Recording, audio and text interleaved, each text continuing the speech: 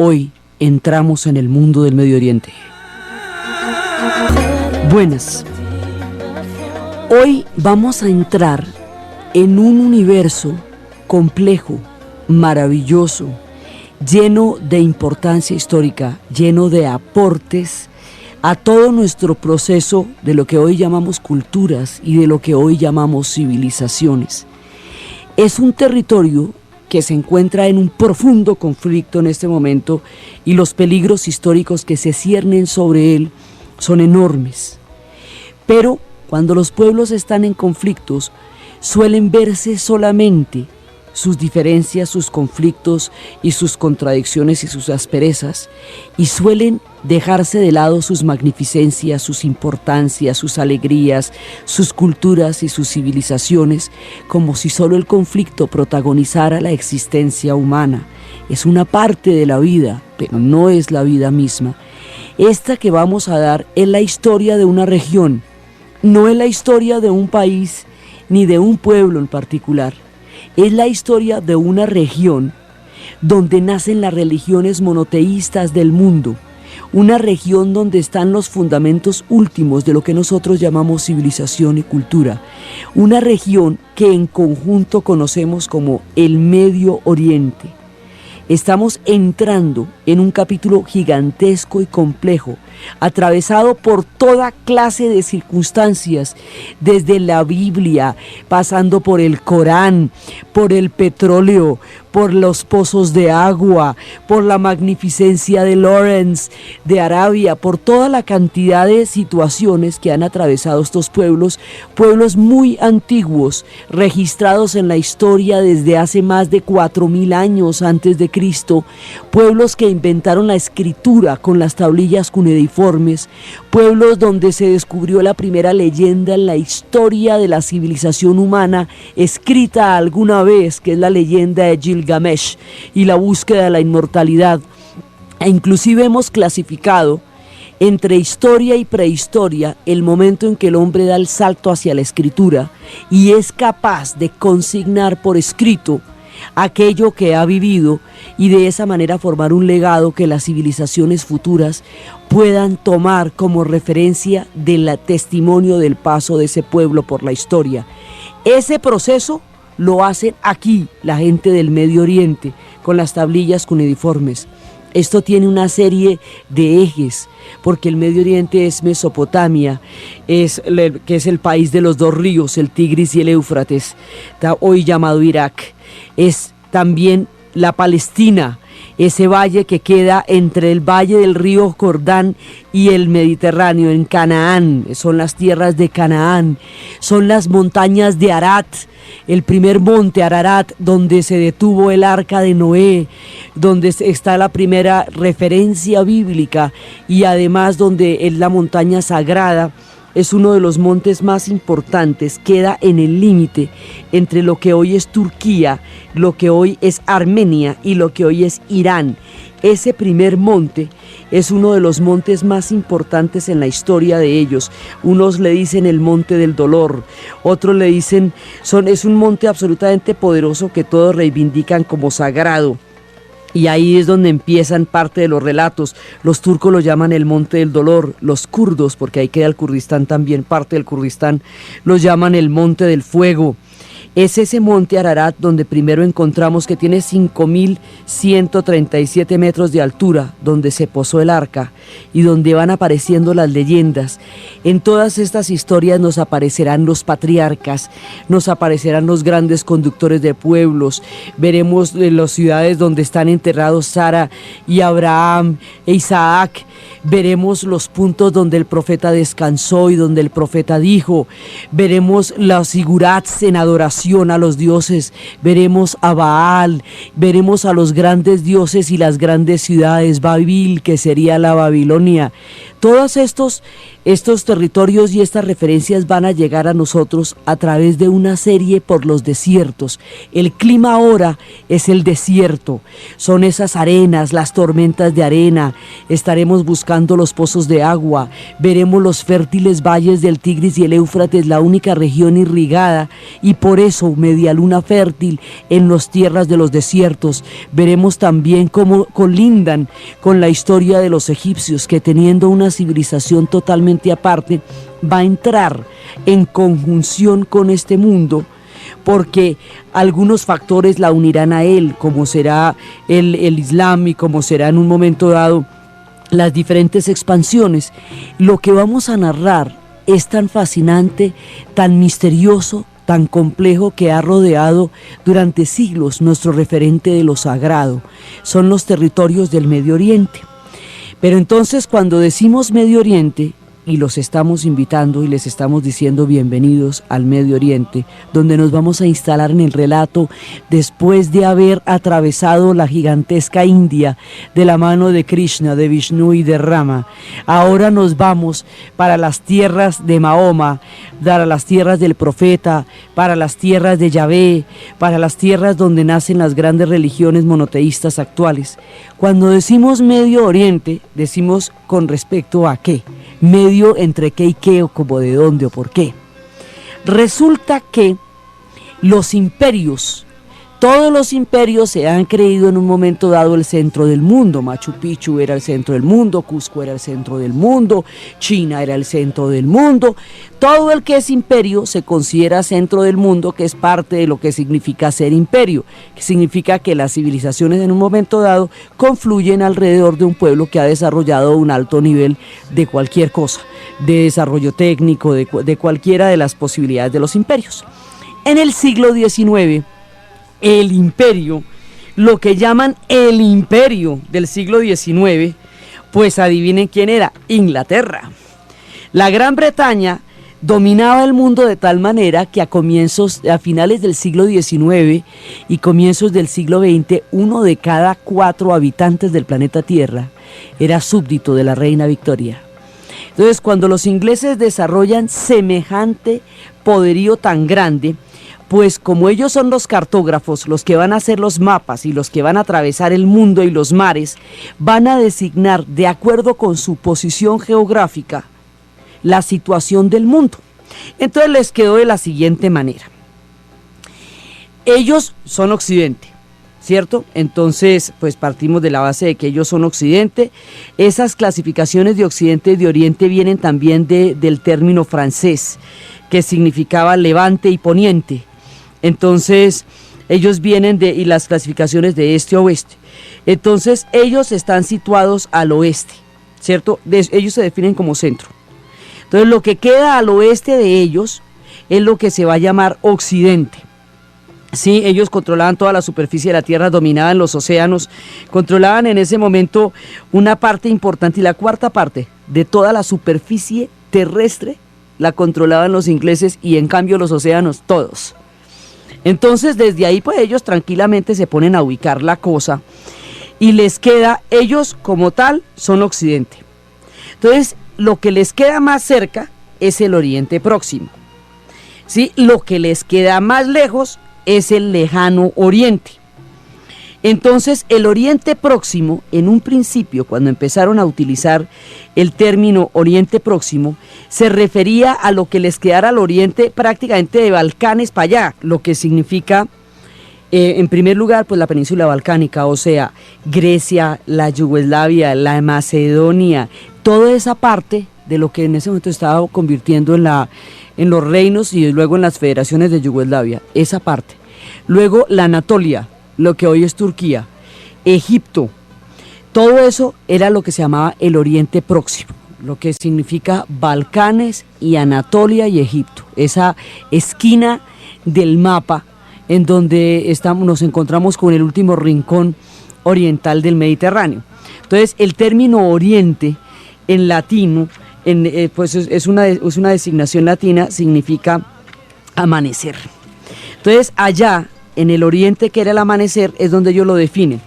Esa era la primera parte.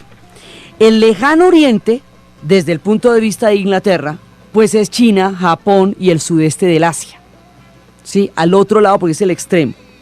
Y lo que quedaba en la mitad, que era Irán, Irak, Asia Central, hasta un pedazo de la India en un momento dado lo llamaban medio, porque quedaba entre el próximo, que era la Europa inmediatamente a su oriente, y entre el lejano, que eran China, Japón y el sudeste asiático. Cuando el imperio turco otomano se disuelve y se lo reparten entre los ingleses y los franceses en 1920, los europeos orientales no quisieron quedar en la categoría del Oriente Próximo, sino en la categoría de europeos, porque ellos de todas maneras son parte de la historia de Europa. Entonces son europeos orientales, pero no son Próximo Oriente, sino Europa Oriental. Entonces se corrió un poquito más la categoría y lo que antes era medio, digamos, no quedó un Oriente Próximo, sino quedó un Oriente Medio. Ese Oriente Medio cogieron toda la categoría de los que estaban ahí y nos quedó de la siguiente manera. Eso se volvió una región. Ya después del Imperio Otomano van a quedar lo que es todo lo que es la península arábica, de lo que es Egipto y lo que es el rincón del Mediterráneo, toda esa parte va a ser el Medio Oriente. Como esa parte va a quedar la mayoría bajo la civilización islámica, entonces después se identificó el Medio Oriente con la civilización islámica, con el mundo musulmán. Por eso hay gente que a veces mete en la categoría del Medio Oriente hasta Marruecos, lo cual ya es, digamos, son musulmanes pero no orientales, eso ya están limitando con España. Entonces la cosa quedó en los países musulmanes que quedan en el Medio Oriente. El Medio Oriente, geográficamente hablando, es un pedazo de tierra que pega, y he ahí también su grandeza y su drama, pega 3 continentes. Si usted coge el mapa de Asia, Europa y África, Asia, Europa y África están pegadas por un bloque de tierra que tiene varias penínsulas, una de las cuales es Turquía y otra de las cuales es la península arábica. Ese pegue, digamos como ese punto de unión, hace que usted, eso es un corredor, porque para cualquier cosita que usted necesite, cualquier mandado que necesite hacer usted en Asia, en África o en Europa, tiene que pasar por el Medio Oriente para cualquier cosa que se le ofrezca. Eso los hace el corredor del mundo antiguo, y como tal, el mundo antiguo les pasará por encima.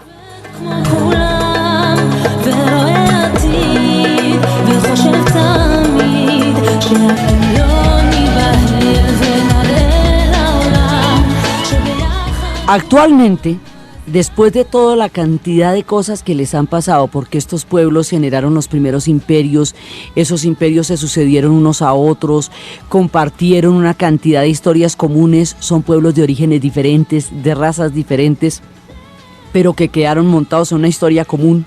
Actualmente, lo que llamamos Medio Oriente como tal, comprende los países que en este momento se llaman Irán, Irak, Israel, Jordania, Kuwait, Líbano, Omán, Qatar, Bahrein, Siria y Yemen.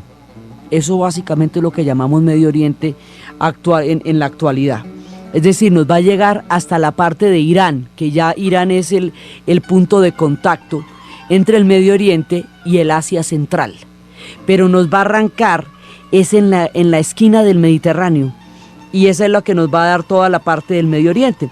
Entonces, ahí, de ese combo que hoy llamamos Medio Oriente, los iraníes, los persas, no son árabes. Ellos no son árabes, ellos no son semitas, ellos no hablan árabe. Ellos son parsúas, ellos hablan la lengua farsi. Ellos vienen son adoradores de Zoroastro, ellos vienen de otro tiempo histórico y vienen de la meseta, de la gran meseta irania. Ellos vienen de los arios, son completamente distintos a todo el combo, sino que están en esa región.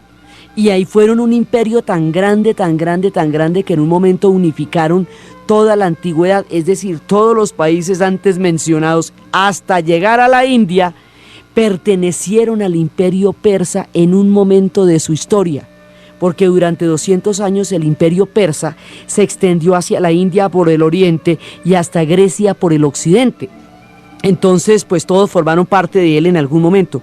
Cada uno de estos pueblos, Arabia Saudita, Bahrein, Emirates Árabes Unidos, todos esos pueblos forman parte del Medio Oriente y además de las regiones autónomas actualmente Cisjordania y la Franja de Gaza, que son, digamos, la autonomía palestina, todo eso es Medio Oriente, desde Arabia Saudita, desde Bahrein, desde los Emiratos, desde Irán, todo eso es el Medio Oriente.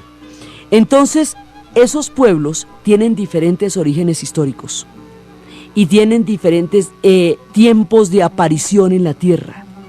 De esos pueblos, por ejemplo, los más antiguos son lo que corresponde a Irak, porque Irak, que es el país de los dos ríos, ahí quedan el Tigris y el Éufrates, y entre el Tigris y el Éufrates apareció la primera de las más antiguas civilizaciones hasta ahora conocidas.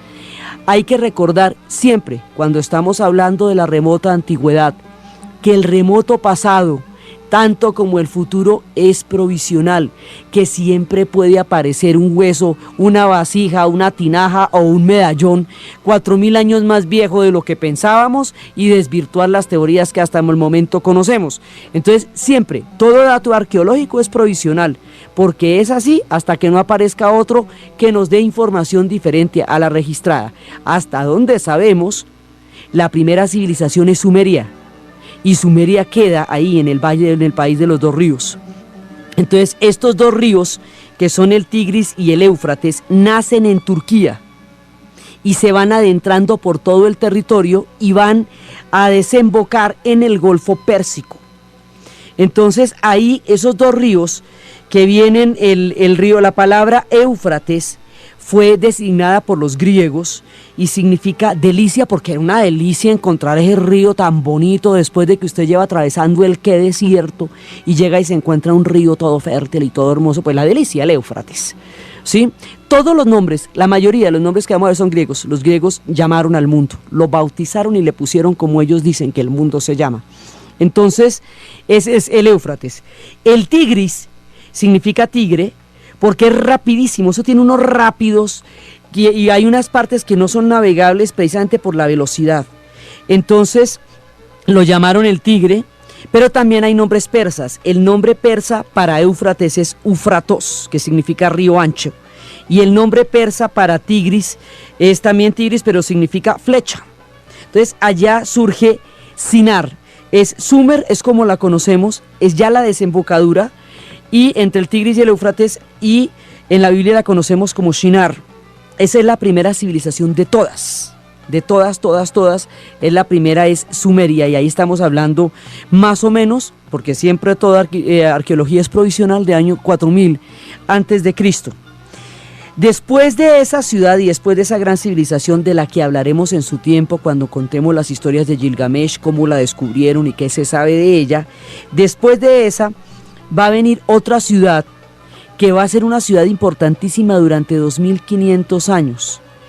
Esa ciudad se llamaría Babil, que significa puerta de Dios. Los judíos llamaron a esa ciudad Babel y los griegos la llamaron Babilón y se conoció como Babilonia, y esa fue una ciudad muy poderosa durante 2500 años, también en el valle del Tigris y el Éufrates. En el valle del Tigris y el Éufrates las civilizaciones se suceden unas a otras, los imperios van pasando unos sobre otros, porque como es la única región fértil de todo el desierto que la rodea, entonces todo el mundo se peleó esa zona.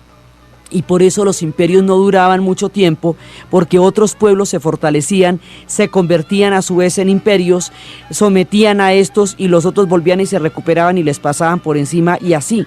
Entonces el tiempo de duración de esos imperios es discontinuo, porque otros van llegando y se van montando por encima de esos imperios. Entonces allá es donde nacen absolutamente todos y los focos de civilización van surgiendo alrededor de los ríos. Entonces los focos de civilización están básicamente alrededor del Tigris y el Éufrates, alrededor del río Amarillo en la China, alrededor del Ganges en la India, alrededor del Nilo en Egipto. Es, digamos, donde van surgiendo los focos de las civilizaciones del mundo antiguo, como nosotros sabemos de él hasta ahora. Estos dos ríos van a generar una tierra muy fértil, y esa tierra muy fértil se va a llamar Entre Dos Ríos, porque es donde está situada. Los griegos la designaron Mesopotamia, porque significa en la mitad, meso, de los pótamos, de los ríos. Entonces, en la mitad de estos dos ríos es que está Sumer. De Sumer sabemos desde el año 4000 hasta el año 2000, más o menos, en que se desvanece. Y desde el año 2000 es que sabemos de Babil, que es la Babilonia, que va a ser durante 2500 años la ciudad más importante, aún hasta los tiempos en que los herederos de Alejandro Magno llegan a esa región, y ya entonces se desvanecía en el mar de los tiempos, pero durante 2500 años esa fue la ciudad. Como la Babilonia era un síntoma de, digamos, significa en las acepciones que la cultura tiene de ella, significaba una mezcla de progreso, civilización, corrupción, vicios, placeres.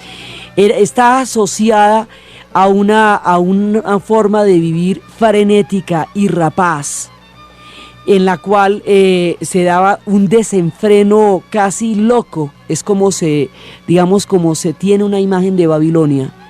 Hoy por hoy, los rastafaris, la gente que viene de las religiones de Etiopía y de Jamaica, se refiere a los centros de civilización occidental, a las grandes capitales del mundo financiero e industrial de la actualidad, como la Babilón. Por eso la llaman la Babilón en sus canciones, por eso Bob Marley se refiere a ellas como la Babilón, o Mano Negra llamaba un disco Casa Babilonia, por eso. Porque hoy por hoy los grandes centros como Londres, como París, como Nueva York, para ellos son la Babilonia, porque ellos se sienten en las afueras de lo que hoy son los mundos industriales. Es una ciudad mítica, porque queda metida en la historia como la acepción de muchas formas de entender la civilización, tanto desde su grandeza como desde sus miserias. Desde una u otra manera se refieren a ella como la Babilón, la Babilonia. Entonces, esto sucede en el país de los dos ríos, en la Mesopotamia. Y ahí van surgiendo los imperios, se suceden unos a otros. Ahí había unos pueblos que estaban bajo el dominio de la Babilón, que surgen más o menos en el año 1500, también antes de Cristo, y adoraban a un dios que se llamaba Asur. Esos eran unos pueblos bastante arrinconados y no tenían así tampoco mucha gracia, pero se fueron convirtiendo cada vez más en pueblos que se fortalecieron militarmente, y en un momento dado, ya hacia el año 700 antes de Cristo, se habían conquistado toda la Babilonia, y de una vez le han echado mano a Siria, Israel y Egipto, y eso ya era gobernar todo el Oriente Medio. Entonces, ¿pero a qué hora se fueron estos tan lejos?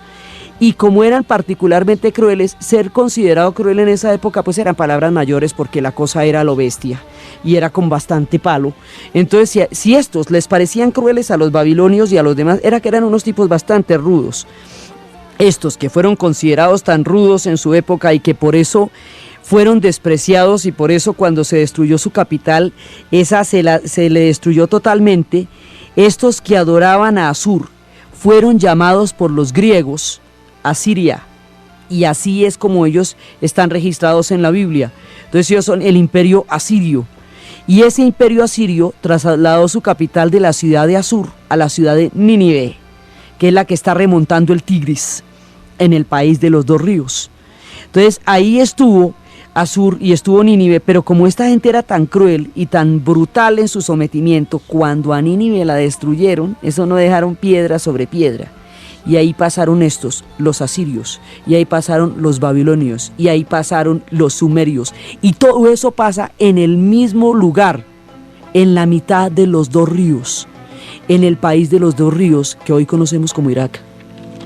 Al oriente de la Mesopotamia, proveniente de una meseta grandísima que queda al oriente, hacia parte al oriente y hacia el norte, hay un pueblo muy antiguo que es el pueblo de los iranios. Ese pueblo es ario, son los primeros arios, y esos arios son los que van a bajar también a la India y van a protagonizar todo el episodio de los Vedas y van a conformar la casta de los brahmanes, y todo eso son los mismos arios. Ese país de los arios se llama Irán. Esto es más o menos año 2500 antes de Cristo, cuando aparecen en esas mesetas. Ellos van a ser adoradores más adelante de una religión que adora los fuegos sagrados que brotan de la tierra sin que nadie los encienda. Ellos van a ser los pueblos de Ahura Mazda y los pueblos de Zoroastro y Arimán.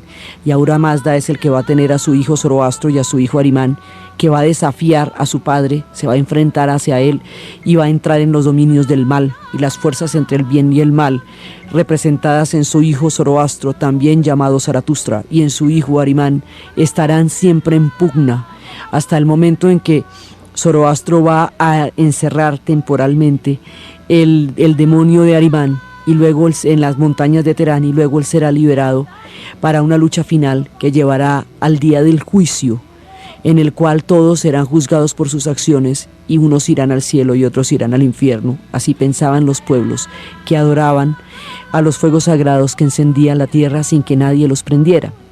Estos arios van a moverse por muchos lugares, van a llegar por un lado a la India, van a tener también otra región que se llama Kermani.